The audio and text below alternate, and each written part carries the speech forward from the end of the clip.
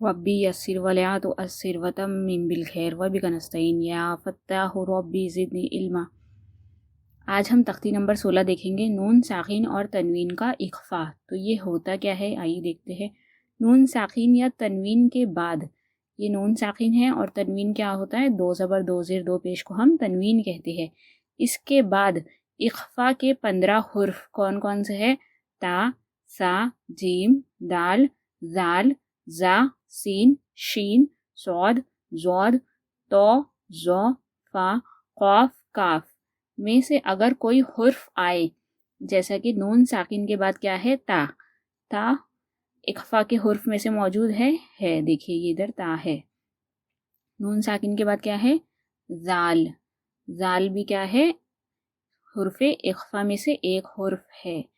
ادھر پہ دیکھیے نون ساکن ہے، پھر سا ہے۔ اس کا کہنے کا مطلب یہ ہے کہ نون ساکن تنوین کے بعد اخفا کے 15 حرف میں سے اگر کوئی ایک حرف بھی آئے تو نون ساکن اور تنوین کی آواز کو ہم ناک میں ایک الف کے برابر چھپا کر پڑھیں گے۔ اس کا مطلب یہ ہوتا ہے، دیکھیے حمزہ نون زبر ان، ایک الف کے برابر ہم ناک میں آواز لے کے گئے اور چھپا کر پڑھیں گے۔ کس طرح، ان، اس طریقے سے۔ پھر دیکھنا ہے ہمیں، نون ساکن ہے، نون ساکن کے بعد کیا ہے، تا، تا اگر موجود ہے تو ہی ہمیں نون ساکن اور تنوین کو ایک الف کے برابر گنا کریں گے۔ تو کس طرح کریں گے، حمزہ نون زبر ان، تا زبر تا، انتا۔ کچھ لوگ اس طرح پڑھتے ہیں انتا، انتا گنا نہیں کرتے ہیں، تو وہ ناک میں آواز نہیں لے کر جاتے ہیں، تو وہ غلط ہو جائے گا۔ ہمیں ایک الف کے برابر چھپا کر پڑھنا ہے۔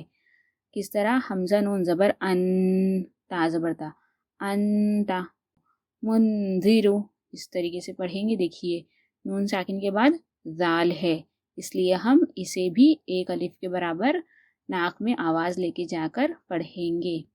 آگے دیکھتے ہیں، دیکھیے اسے کس طرح پہچاننا ہے ہمیں۔ پہلے نون ساکن ہے، پھر ہمیں دیکھنا ہے نون ساکن تو موجود ہے، اس کے بعد کون سا حرف ہے۔ اگر حرف اخفا میں سے کوئی حرف ہے، جیسے کہ ادھر پہ سا موجود ہے، تو ہم نون کو کیا کریں گے، ایک الف کے برابر گنا کریں گے، آواز کو ناک میں لے کے جا کر ایک الف کے برابر چھپا کر پڑھیں گے۔ تو کس طرح پڑھیں گے، میم نون زبر من، سا زبر سا، من سا، قاف پیش کو، من سا کو، لام تا زبر لت، من سکولت۔ کس طرح پڑھیں گے، من سکولت، اس طریقے سے۔ فا زبر فا، حمزہ نون زبر ان، فا ان، جیم یا زبر جئی، فا ان جئی، نون کھڑا زبر نا، فا ان جئی نا، حامیم پیش ہم، فا ان جئی نا ہم۔ دیکھیے نون ساکن کے بعد کیا ہے، جیم، اور جیم بھی حرف اخفا میں آتا ہے۔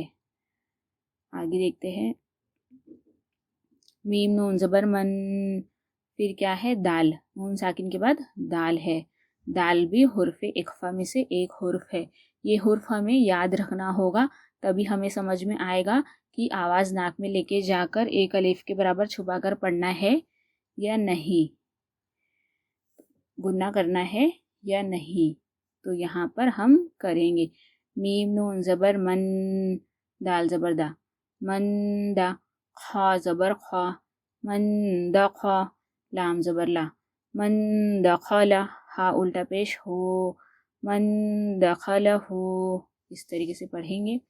اب یہاں پر دیکھیے نون ساکن ہے، نون ساکن کے بعد کیا ہے، زال، اور زال ہمارا حرف اخفا میں سے ایک حرف ہے، تو ہم نون ساکن کو کیا کریں گے، ایک الف کے برابر گنا کریں گے۔ تو کس طرح پڑھیں گے، واو زبر وا، حمزہ نون زبر ان، و ان، زال را زیر زیر، و انذر، حامیم پیش ہم، و انذرہم، اس طریقے سے پڑھیں گے۔ اب یہاں پر دیکھیے نون ساکن ہے، نون ساکن کے بعد کیا ہے، زا، زا موجود ہے، حرف اخفا میں زا آتا ہے، جی آتا ہے، تو ہم کیا کریں گے، نون ساکن کو آواز کو ناک میں لے کے جا کر ایک الف کے برابر چھپا کر پڑھیں گے۔ اس کا کہنے کا مطلب یہ ہے، حمزہ نون زبر ان، زا لام زبر زل، انزل، نون الف زبر نا، انزلنا، اس طریقے سے پڑھیں گے۔ آگے دیکھتے ہیں۔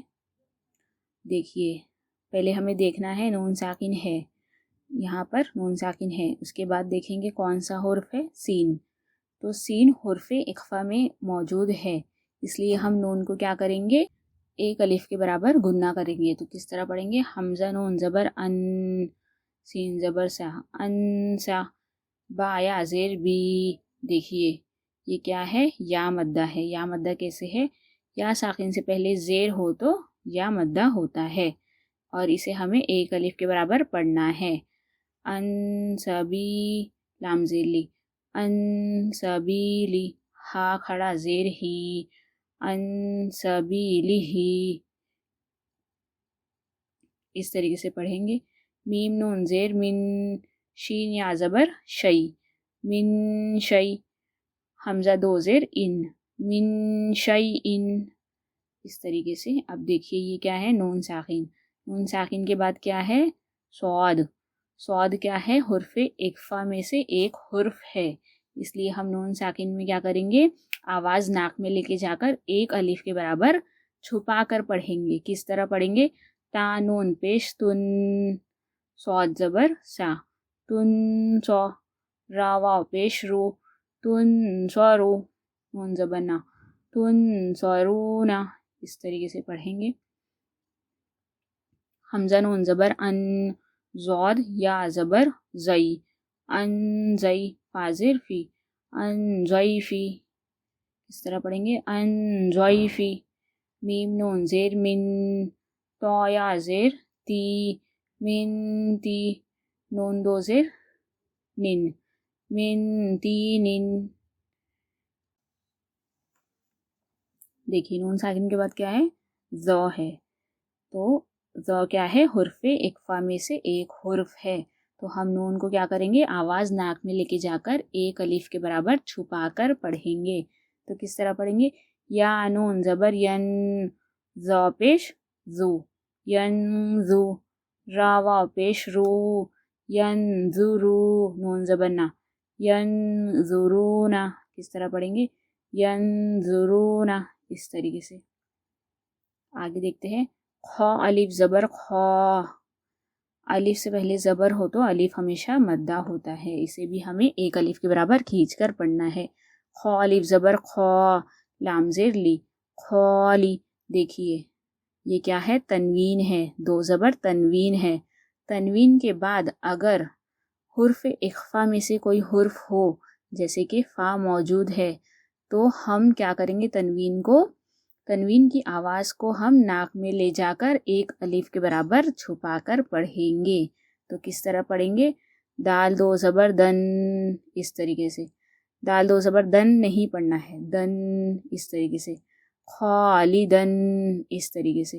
فا یا زیر فی، خالدن فی، ہا الف زبر ہا، خالدن فی ہا، کس طرح پڑھیں گے، خالدن فیہا، اس طریقے سے۔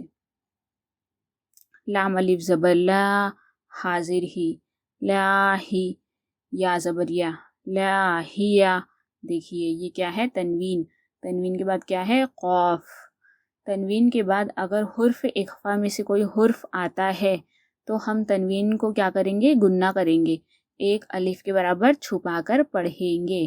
تو کس طرح پڑھیں گے، تا دو زبر تن، لاہیاتن، قاف پیش کو، لام واو پیش لو، قلو، با پیش بو، قلوبو، حامیم پیش ہم، قلوبہم۔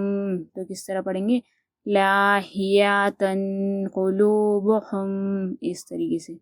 قاف زیر کی، را الف زبر را، کی را، میم دو زبر من۔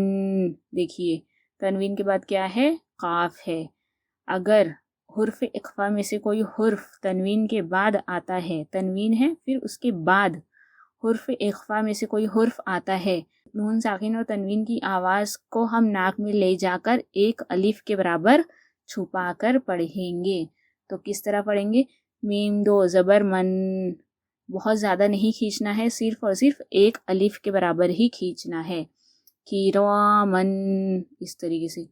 قاف الف زبر قا، تازیر تی، قاتی، بایا زید بی، قاتی بی، نون زبر نا، قاتبینا. تو کس طرح پڑھیں گے؟ کرامن قاتبینا، اس طریقے سے. بہت ہی سمپل کانسیپٹ ہے، صرف ہمیں یہ یاد رکھنا ہے کہ نون ساکن اور تنوین کے بعد اگر حرف اخفا میں سے کوئی حرف آئے جو 15 حرف ہے تو ہمیں کیا کرنا ہے؟